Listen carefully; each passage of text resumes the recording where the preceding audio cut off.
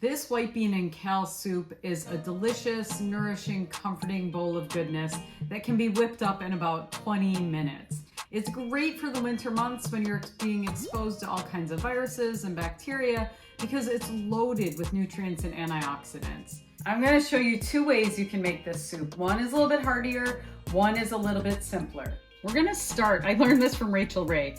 I don't measure my oil, I'm using avocado oil. I'm just going to go around the pan about 2 times.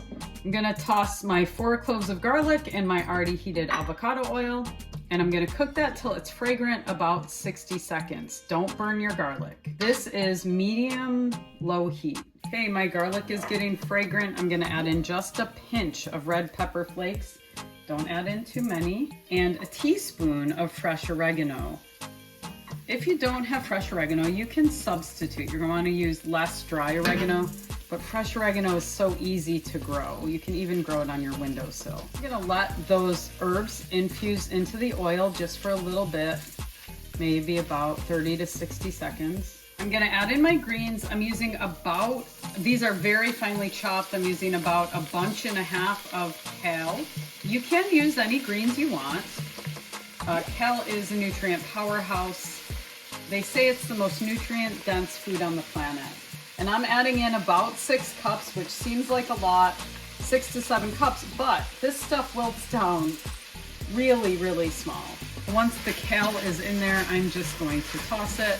I want to get it coated with all those beautiful ingredients. Notice how quickly it starts to wilt down. I'm going to add in 4 cups of vegan chicken broth. You can use plant-based vegetable broth.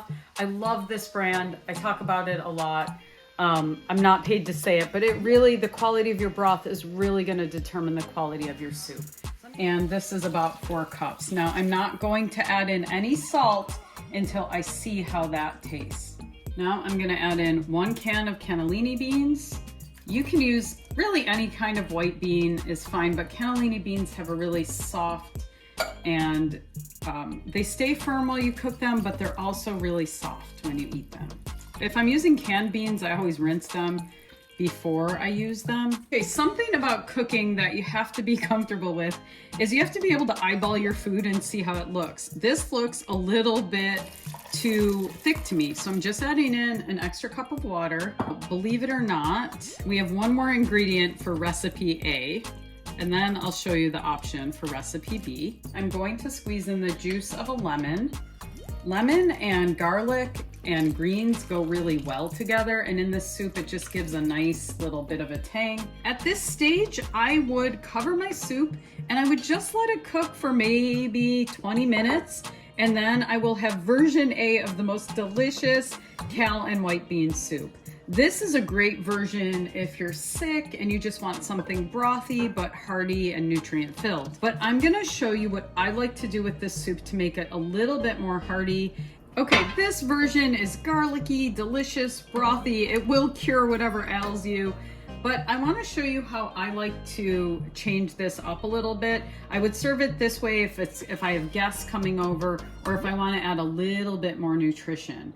So I'm going to add in 1 can of diced tomatoes. You could also add in crushed tomatoes if you don't. Then I'm going to add in about 1/2 cup of a small dry pasta. And since I'm adding pasta, I'm going to add in 1 more cup of vegetable broth.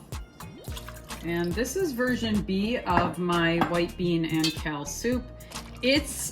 I find that it's a little prettier, it's a little more nutrient rich, and company likes it because it's a little heartier. I'm gonna cover this, I'm gonna let it cook for about 20 minutes, and I'm gonna have the most delicious nutrient-filled dinner ever. This recipe shows you that just because you're busy doesn't mean you can't eat healthy. This took me 20 minutes to whip up, and you've got 2 different versions, the brothier version and the more hearty version. These soups can be frozen. You can make a double batch and store them for later, so you always have healthy food on hand. Remember, if you like this video, give a thumbs up, and if you're looking for more healthy plant-based recipes, subscribe to Kat's Vegan Kitchen so you never miss a recipe. I'll see you next time. Thanks for watching.